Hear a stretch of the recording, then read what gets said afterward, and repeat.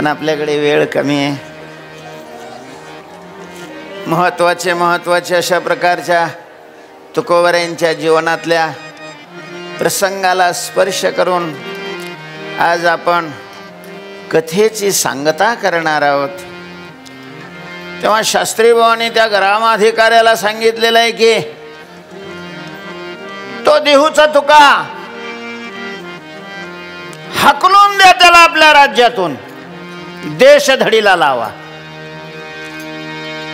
त्या ग्रामाधिकाऱ्याला तरी काय माहिती आहे, यांनी सांगितलं म्हणून लगे त्यांनी खरमरीत पत्र देहूच्या पाटलाला लिहिलेलं आहे.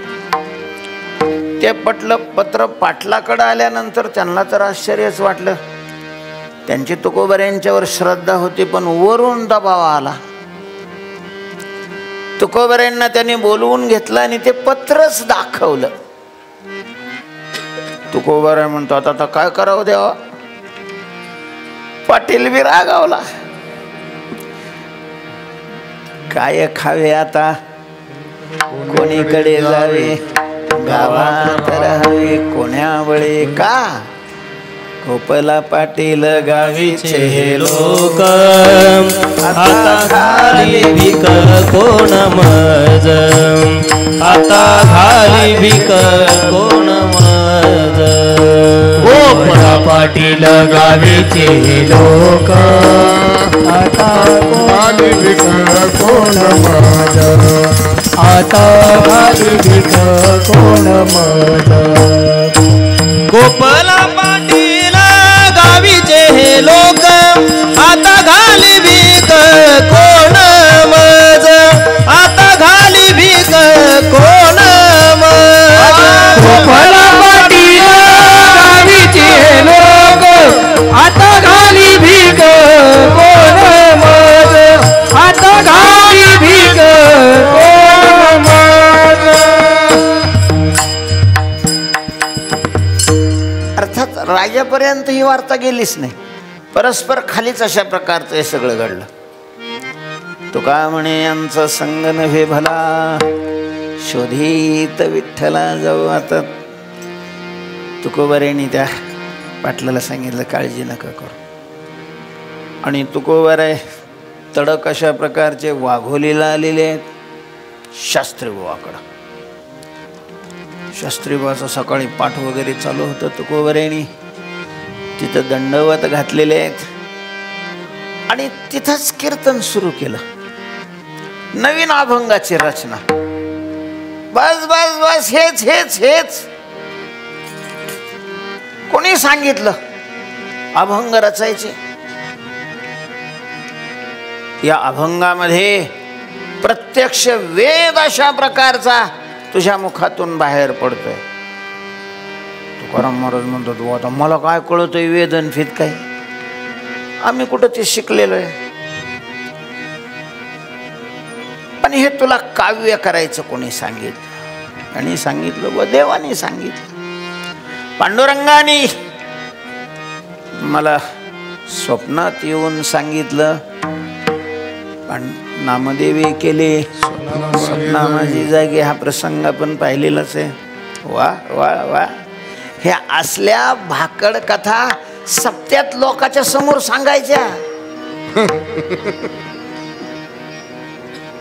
पंडित आहे मी. रामेश्वर शास्त्री नाव आहे माझं, रामेश्वर शास्त्री. असल्या गप्पा ऐकायला मी नाही रिकामा. बरे देवाला तुम्हीच दिसले अभंग लिहायला सांगायला. आमच्यासारखे पंडित नव्हते का? आता तुकाराम महाराज म्हणतात बोते मला कस काय माहिती. म्हणजे देवाने मलाच का सांगितलं, तुमच्या सारख्याला का सांगितलं नाही? कारण आता पंडिताजवळ काव्य करण्याच्या सगळ्या अशा प्रकारच्या गोष्टी तयार होत्या ना. पांडुरंगाने शास्त्री बुवाला सांगितलं असतं तर खरंच काही अडचण नव्हती. पण तुकाराम महाराज सांगतात आता ते मला का सांगितलं, मला कसं सांगतात. आपला भाव जगापर्यंत पोहोचवण्याचं माध्यम भगवंतांनी तुकोबारायांना केलं. कारण तुकोबारायांच्या द्वारा भगवान अभंगातून आपला निरोप जगाला सांगत होते. माझी युक्तीचा नव्हे हा प्रकार, मज विश्वंभर बोलवितो. पण मग तुकाराम महाराजांचीच निवड करण्याचं कारण काय? विद्वानही नव्हते तुकोबाराय, संन्यासी तपस्वी नव्हते तुकोबाराय, शास्त्री पंडितही नव्हते तुकोबाराय, ब्राह्मणही नव्हते तुकोबाराय. गृहस्थी जीवन जगणारे सर्वसामान्य अशा प्रकारच्या कुटुंबामध्ये निर्माण झालेले गवळणींनी त्या इला केला होता. कोणाला? मुरलीला, ती बासुरी. कारण भगवान गोपाळाला बोलवायचं असली तरी बासुरी वाजवायची, गायींना बोलवायचं असलं तरी बासुरी वाजवायची, गवळणीला बोलवायचं असलं तरी बासुरीच वाजवायचे. तुझ्या मुरलीचा सुरतान मी विसरले, देहभान घर सोडून धरिले रान. अरे सगळ्या गवळणी कृष्णावर जीवापाड प्रेम करायचे. आणि मग प्रेम करणाराची ही अपेक्षा असतेच की त्यांनीही आपल्यावर काय करावं? प्रेम करावं. भगवंताचंही प्रेम सगळ्या गवळणीवर होतं नव्हतं असं नाही, पण तरी ते सारखं नव्हतंच. सगळ्यावर सारखं प्रेम नव्हतं महाराज. आणि त्यातली त्यात जेवढं त्या मुरलीवर भगवान प्रेम करायचे तेवढं तर नव्हतंच. किती प्रेम होतं महाराज त्या मुरलीवर, किती प्रेम होतं. खेळायला लागला तरी असा बाजूला नव्हता ठेवीत. जसे वारकरी प्रवचनाला आले तरी मोबाईल खिशात घालूनच येतात, घरी नाही ठेवीत. किती प्रेम आहे महाराज. बायका घरी ठेवतात आणि मोबाईल बरोबर घेऊन येतात. म्हणजे प्रवचनालाच नाही, दिंडी बरोबर आले तरी मोबाईल बरोबर असतो, मंदिरात गेले तरी मंदिरात तिथं नियम असतो तरी बंद करून चोरून चारून. हा सुद्धा महाराज त्या मुरलीवर खेळायला लागला तरी बाजूला ठेवीत नसे, असा कमरेला खवायचा. जेवायला बसला तर मांडीवर घ्यायचा. आणि ज्या वेळेला रिकामा असेल, गाईच्या माग चालत असेल, त्यावेळेला अधरावर तिला धरायचा. कधीच आपल्यापासून मुरलीला दूर ठेवत नसे. आणि मग साहजिकच त्याच्यावर प्रेम करणाऱ्या त्या गोपी त्या मुरलीचा हेवा वाटायचा त्यांना. बाई काय पुण्य केलं असेल तिने, काय साधना केली असेल, एवढी ती कृष्णाला प्रिय झालेली आहे. एके दिवशी धैर्य धारण करून हा झोपलेला असताना गवळणीने तिला विचारलंच. झोपलं तर उशाला ठेवायचं महाराज. बाई आम्ही योग्य आहे असं वाटत असेल तर आमच्या प्रश्नाचं उत्तर दे ना. तू म्हणतो मी तर जड मूड आहे बाबा, मला काय अक्कल आहे, मी काय उत्तर देणार आहे. दे ना उत्तर. काय प्रश्न आहे? कृष्ण तुझ्यावर एवढं प्रेम करतो तर एवढं त्यांनी प्रेम करण्याकरता तू साधना काय केली? ते म्हणे बाई मला ती साधना साध्य, मी काय कीर्तनकार आहे, मला काय कळत बरं त्याच्यातलं. ते म्हणे अगं कीर्तनकार असले त्यांना कळत, पण साधना सांगता येत असलं तरी ते करते कुठं स्वतः. पण तुझ्यावर भगवंतानी प्रेम केले, आम्हाला माहिती आहे याचं. येथे द्यावे तेने घ्यावे, द्यावे तेने घ्यावे. महाराज हा अरे राम राम, ज्यानं काहीच दिलं नाही त्याला काहीच हाही देत नाही. ज्यानं जेवढं दिलंय तेवढंच देतो. अधिक तुका म्हणे हाती टोका, अधिक उन्हेने देते का. जेवढं मिळालेलं आहे तेवढ्यात समाधान मानावं आणि समजावं की आपण एवढीच साधना केलेली. देवावर रागवायचो, आम्ही इतकं केलं, आमच्याला लोक येत नाही, त्याला इतके लोक जमतात. असा त्रागा करायचं कारणच नाही महाराज, कारणच नाही. येथे द्यावे त्याने घ्यावे. तुझ्यावर एवढं प्रेम तो करतोय म्हणजे तू साधना न करता शक्यच नाही. बरं सांग ना, तुझ्यावर प्रेम कधीपासून याने करायला सुरुवात केली? आठव बरं, आठव बरं, आठव बरं. आणि मग तिनं आठवलं, बाई ज्या वेळेला मी स्वतःला आतून मोकळं केलं, ज्या वेळेला मी स्वतःला आतून मोकळं केलं आणि लगेच याने मला हातात धरलं. म्हणजे देव कोणाला हातात धरतो? शास्त्रीन पंडितन आमकान तमकान गडकरीन मडकरीन हे काही घेणं नाही त्याला. तो त्याला माध्यम निवडतो ज्यांनी स्वतःला आतून मोकळं केलेलं आहे. महाराज आतून मोकळं करावं लागतं, आतून मोकळं करा. तुकोबारायला त्यांनी विचारलं की बा तुम्हाला अभंग सांगायला देव स्वप्नात आले, त्यांना आमच्यासारखे शास्त्री दिसत नव्हते का? तुकोबाराय म्हणतात आता हा प्रश्न तुम्ही त्यांना विचारायला पाहिजे, याचं उत्तर मी कसं काय सांगू? पण मला सांगितलं ते काही नाही. मी सांगतो इथून पुढं अभंगाची रचना करायची नाही. तुकोबाराय म्हणतात आनंद आहे, कारण माझ्याकरता आपणही प्रत्यक्ष पांडुरंग आहात. तुम्ही बोलत नाही, तुमच्या मुखातून प्रत्यक्ष देव मला आज्ञा करतोय की पुन्हा अभंग लिहायचे नाही, बंद. मला काय अभंग लिहून काय करायचे? मला काय PhD मिळवायचे? मला काय एखादा फड चालवायचं आहे, संस्थान चालवायचं आहे का? लोकांकडून त्याचं काही काहीच नाही ना. देवाने सांगितलं म्हणून मी रचना करत होतो. देव सांगतोय बंद, बंद.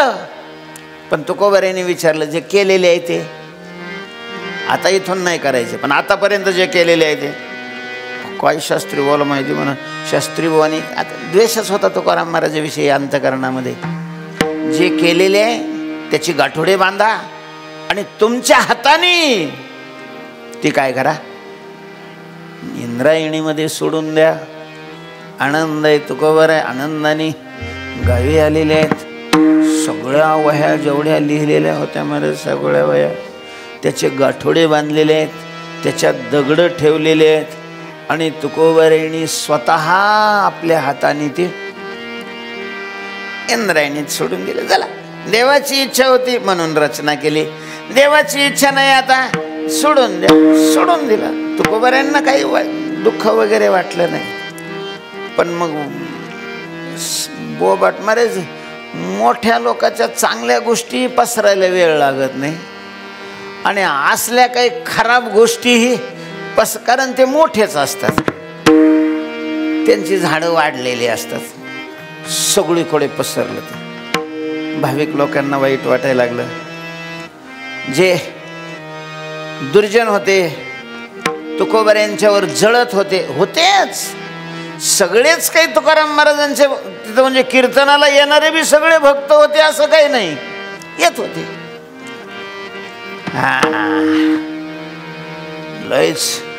लईच टरटर करीत होता शास्त्री बुवांनी, चांगला अशा प्रकारचा आसडला. आणि मग काही नाही तर महाराज 4-5 दिवस झाल्यावर काही तुकाराम महाराज आगडे आले. काय तुकोबा बरं काय बरं, इतका निर्लज्जपणा जीवनामध्ये नसावा. अरे दुसरा असता तर त्यांनी आत्महत्या केली असती. पहिल्यांदा त्या सावकारकीच्या वह्या बुडवल्या म्हणजे संसार बुडवला परमार्था करता.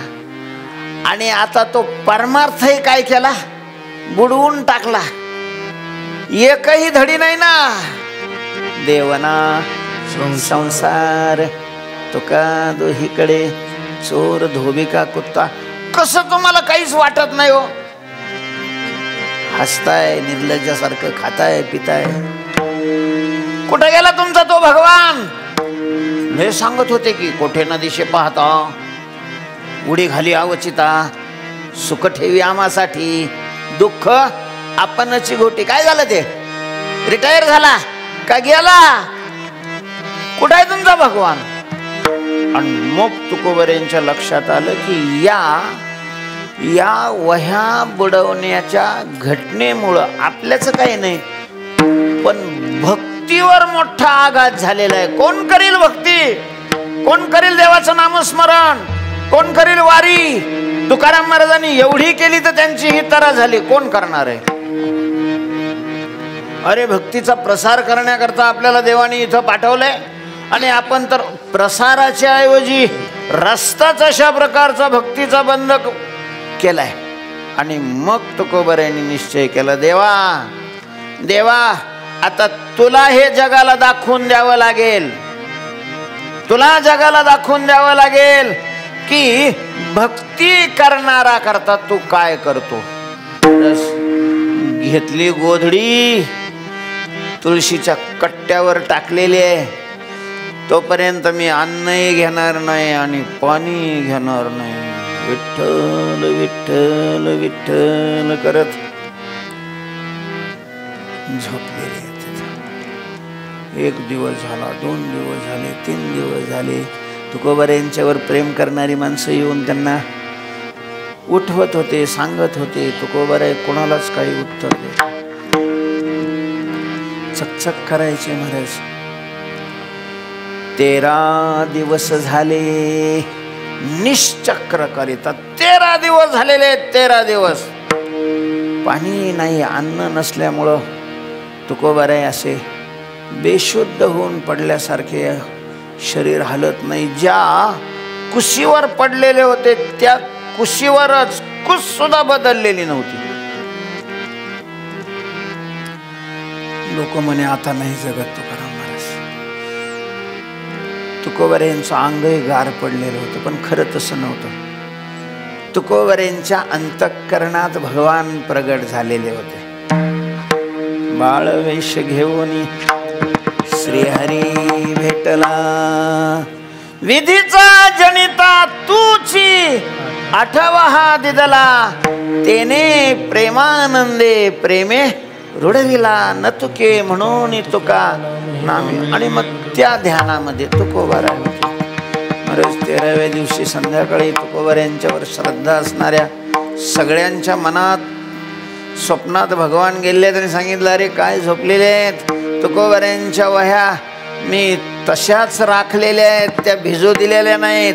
आणि आज मी त्या वर अशा प्रकारच्या काढलेल्या. जा काढा. देहूतलेच नाही, परिसरातले सगळे लोक धावलेले आहे महाराज. पाहतात तर लाह्या तरंगाव्या. तशा तुकोबऱ्यांच्या वह्या तरंग. जळी दगडा सहित वह्या तारियेल्या जैशालाया. तारियेल्या जैशालाया. तारियेल्या जैशालाया.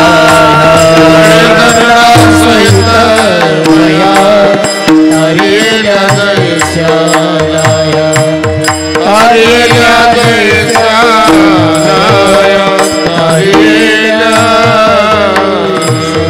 जळी दगडा सहित वह्या तारियेल्या जैशालाया.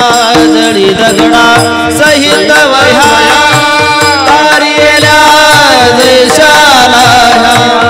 धन्य तुकोबा समर्थ देणे केला हा पुरुषार्थ. देणे केला हा पुरुषार्थ. देणे केला हा पुरुषार्थ. धन्य तुकोबा समर्थ देणे केला पुरुषार्थ. देणे केला पुरुषार्थ. देणे केला पुरुषार्थ. कोणाराणी पुढ्या टाकलेल्या आहेत, ते गठोडे कडेला आणलेले आहेत. हे समाज जमलेला आहे. पालखी आणलेली आहे, पालख्यामध्ये त्या वह्या ठेवलेल्या आहेत. तुकोबऱ्यांना कोणीतरी सांगितलेले, तुकोबऱ्यांना अतिशय आनंद झालेला आहे आणि त्या पालखीची गावातून मिरवणूक अशा प्रकारची काढून मंदिरामध्ये आणून ठेवलेले आहेत. इथपर्यंत आपण महिपती बाबांनी जसं चरित्र सांगितलंय त्या क्रमाने सांगण्यात आले. अजून थोडंसं राहिलेलं आहे, पण आता आपल्याला वेळ नाही राहिला. पुढचे प्रसंग आहेत. या तुकोबऱ्यांचा द्वेष केल्यामुळं अनगडशहा फकीरांचा रामेश्वर शास्त्रीला शाप झालेला आहे. ते आळंदीला येऊन बसलेले आहेत. ज्ञानोबांनी त्यांना दृष्टांत दिलेला आहे. तुकोबऱ्यांना शरण जायचं सांगितलेलं आहे. तुकोबऱ्यांना ते शरण गेलेले आहेत. आणि नंतर मग तुकोबऱ्यांचा लोहगावला नवरा झालेला आहे. त्या ठिकाणी राजांची भेट वगैरे झालेली आहे. तो प्रसंग आहे. आणि शेवट मग जे काम करण्याकरता भगवंतानी पृथ्वी लोकावर पाठवलेलं होतं ते काम पूर्ण झालेलं आहे. तुकोबऱ्यांनी मागचं सगळं आठवलेलं आहे. तुकोबऱ्यांनी देवाकडे विनंती केलेली आहे, देवा बस झाला, आता बस झाला, आता मला तुम्ही वैकुंठाला घेऊन जा चला. आणि म्हणून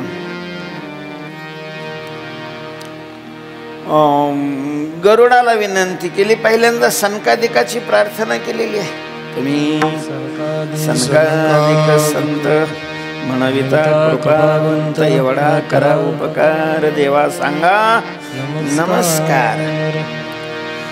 ह्या जगताची आसक्ती नाही राहिलेली. रज्जू सर्पाकार भासेले जगदंबर म्हणून आवडती पाय घेतो आलाय बलाय. गरुडाला विनंती केलेली आहे, गरुड महाराज जरा देवाला लवकर घेऊन या ना. गरुडाचे पायी ठेवी वेळोवेळा डोई वेगी आणावा तो हरी. गरुडाने सांगितलेलं आहे की माझ्यावर देव स्वार झाल्यानंतर मग मी कुठं धाब्यावर वगैरे थांबणार नाही. सरळ वैकुंठाहून देहूला येईन, पण आता माझ्यावर स्वार झाले नाही तर मी काय करणार आहे. काय करतायत भगवान म्हणले योग निद्रेमध्ये आहेत. शेषाच्या पाठीवर झोपलेले आहेत. आणि मग आईसाहेबाला सांगितलं, आईसाहेब तुमच्या हातात देवाचे पाय आहेत, जरा मोकळे सोडा ना. पण म्हणे अहो ते झोपलेले आहेत, मी नाही अडवणार त्यांना, तुम्ही यावं ही आमची सुद्धा इच्छा इथं वैकुंठाला. झोपलेले आहेत ते. आणि मग शेषाला विनंती केली, म्हटले महाराज तुमचा पलंग आहे, देवाला उठवा. हो म्हणलं झोपलेले देवाला उठवायचं, त्यांना कशाला उठवता. मग तुम्ही असं थोडंसं जास्त वेळ बसल्यावर कसे माणसं असे आळे पिळे देते तसे आळे पिळे द्या ना. तो काय म्हणे शेषा जागी करा ऋषिकेशा. आणि मग तुकोबऱ्यांना शुभ शकून होऊ लागलेले आहेत. तुकोबऱ्यांनी सगळ्यांना सांगितलं आपुल्या माहेरा जाईन मी आता, निरूपया संता हाती आला, सुखदुःख माझे ऐकले काणी, कळवळा म्हणे करुणेचा छिन्ने उमटती अंगी, शकुना जोगी उत्तम. फाल्गुन शुद्ध दशमीला महाराज तुकोबऱ्यांना वैकुंठाला घेऊन जाण्याकरता भगवान आलेले आहेत. दुसऱ्याला नव्हते दिसत, तुकोबऱ्यांना दिसत होते. काय आनंद झाला महाराज तुकोबऱ्यांना, काय आनंद झाला. पहिलं दिसतीला बाहेर दिंड्या पताका पार आला पंढरीचा राणा, दिसतील त्याच्या खुणा, सुख वाटे मना, डोळे बाह्या स्फुरती, कुठिले गजर नामाचे. चला जाऊ रे सामोरे. तुकोबरे पुढे गेलेले आहेत.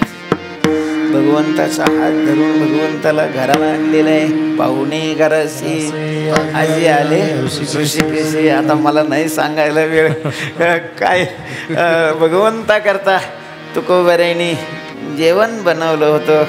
मांडे पंगत तुकोबऱ्यांच्या चरित्रात आहे. तुकोबऱ्यांच्याकडे तसं पाहुणे घराशी आजी आले ऋषिकेश, दरदरी पाण्या माझी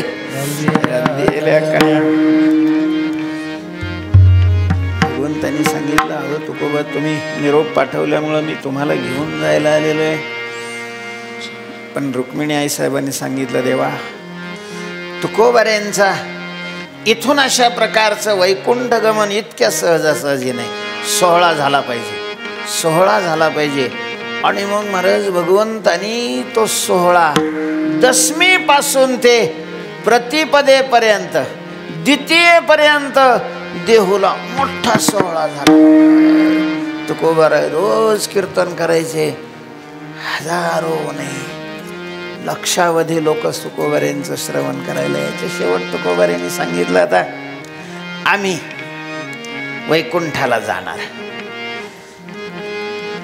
भजन करत करत त्या वृक्षाजवळ गेलेले आहेत. शेवटचं कीर्तन तिथं झालेलं आहे. जिजाबाईलाही निरोप पाठवलेला आहे की आम्ही वैकुंठाला जाणार आहोत, तुम्ही लवकर आमच्या बरोबर या. जिजामाऊलीला निरोप गेला, जिजामाऊली सांगितले, हां त्यांना दुसरा काय धंदा आहे. कारण तुकाराम महाराज कुठंही कीर्तनाला जायचं असलं तर काय म्हणायचे, वैकुंठाला जायचं. तसं तुकाराम जिजाबाईला वाटलं कुठंतरी कीर्तनाला चालले असतील. म्हैस दूध देते, घरची कामं किती कळ पडलेले आहेत आणि वैकुंठाला जा म्हणा तुम्हीच लवकर परत या. लोकांनाही सांगितलं, कुणाला तुम्हाला बरोबर यायचं असेल, पण महाराज वाटो लावायला लोक इतके आलेले हरामखोर, काही न करता तुकाराम महाराज घेऊन जात होते वैकुंठाला. एक जरी त्याच्यातला तयार झाला असता, तुकोबारांनी सांगितल्यावर देवाची तरी टप्पर काय होती नाही म्हणायचं. बरं विमान आणलं होतं, पुष्पक विमान होतं. त्या विमानाचा हा विशेष होता की एवढा समज न्यायचा होता तेवढं ते बनत होतं. उगा 4-2च माणसं पाहिजे, लहान बनायचं. ड्रायव्हर फेवर लागत नव्हतं त्याला. नुसतं त्या मुख्य माणसाने सांगितलं, अंबाबाई पटांगणात का बुंग दिशी येऊन. लोक म्हणे महाराज आता तुम्हीच या, पण जाता जाता आम्हाला काय द्या, आशीर्वाद द्या. तुकाराम महाराज म्हणतात, वारे वा, अरे मी वैकुंठाला न्यायला तयार आहे, वैकुंठाला यायला कोणी नाही, यांना आशीर्वाद द्या. आशीर्वाद म्हणजे हरामखोराला पैसे मिळायचा आशीर्वाद द्या, पोरं व्हायचा आशीर्वाद द्या, यांचे घरं बांधायचा आशीर्वाद द्या. कर्मधर्म तुम्हा असावे कल्याण, घ्या माझे वचन आशीर्वाद. जसं तुम्ही कर्म कराल तशा प्रकारचं तुम्हाला फल मिळावं अशी मी देवाच्या चरणी प्रार्थना करतो. हाच तुम्हाला काय आहे, आशीर्वाद आहे म्हणा.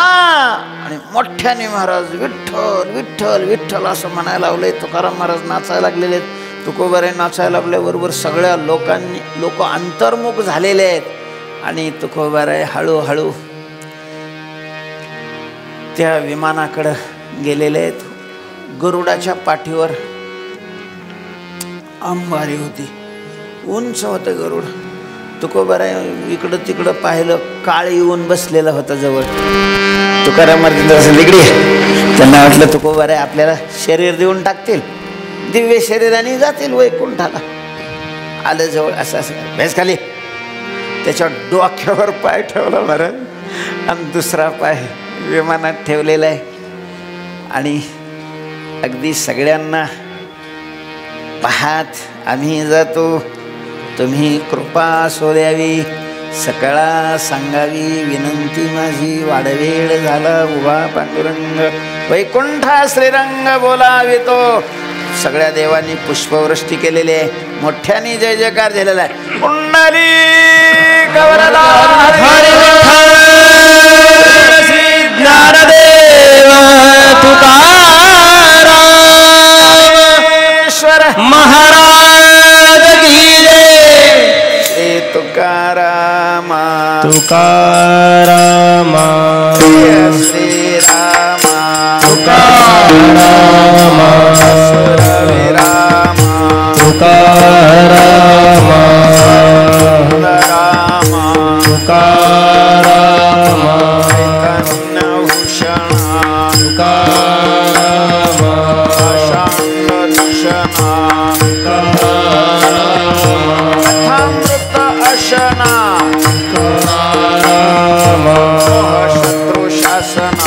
तुकाराम महावाणी तुकाराम माझे शिष्य शिरोमणी तुकाराम अमृत संजीवनी तुकाराम वैराग्य शिरोमणी तुकाराम नरेंद्र तुकाराम ऐश्वर्य समुद्रा तुकाराम बोधामृत चंद्रा तुकाराम परम सुभद्रा तुकाराम प्राणेंद्रिय दमना तुकाराम सहित स्वगमना तुकाराम श्रीचा सुमना तुकाराम दाई रमणा तुकाराम तारक लोका तुकाराम महानाम धारका तुकाराम नारायण जनका तुकाराम त्रिभुवन व्यापका तुकाराम जय जय मुक्तिवर्या तुकाराम प्रकाश सूर्या तुकाराम परमद्भुत धैर्या तुकाराम विठ्ठल हृदया तुकाराम जगद्गुरु भूपा तुकाराम यशकिंद अमुपा तुकाराम माया सिद्ध स्वरूपा तुकाराम माया तमदीपा तुकाराम लक्ष्मी तुकाराम जगतवपुक्षी तुकाराम सर्वांतर साक्षी तुकाराम दैवगुण पक्षी तुकाराम नरगंजन तुकाराम प्रेमळ मनरंजन तुकाराम भयभंजन तुकाराम वासी निरंजन तुकाराम मची संज्ञा तुकाराम अद्भुत प्राज्ञा तुकाराम सर्वकळा संज्ञा तुकाराम जगी वंदतवाज्ञा तुकाराम तत्वज्ञा तुकाराम भुवन भैराज्ञा तुकाराम त्रैलोक्य कृतज्ञा तुकाराम धरत आज्ञा तुकाराम षडरिपु संहरित्या तुकाराम माया नदी तरत्या तुकाराम मनोजय करत्या तुकाराम महायोग मंथना तुकाराम तुकाराम गुण असुर कंदना तुकाराम सुख सागर तुकाराम प्रेम आगर तुकाराम ब्रह्म तनु नागर तुकाराम सौदागर तुकाराम मय सुखवासी तुकाराम देव क्षेत्र निवासी तुकाराम साम्य सुखासी तुकाराम तारक लोकासी तुकाराम सदाब्ज भ्रमरा तुकाराम वंदे महाअमरा तुकाराम गणकाई कुमारा तुकाराम सदानि पामरा तुकाराम तनुगात्रा तुकाराम परम पवित्रा तुकाराम महासत्पात्रा तुकाराम बोलोबापुत्रा तुकाराम जय मातृत सिंधू तुकाराम सागर बिंदू तुकाराम प्रिय बंधू तुकाराम साधू तुकाराम में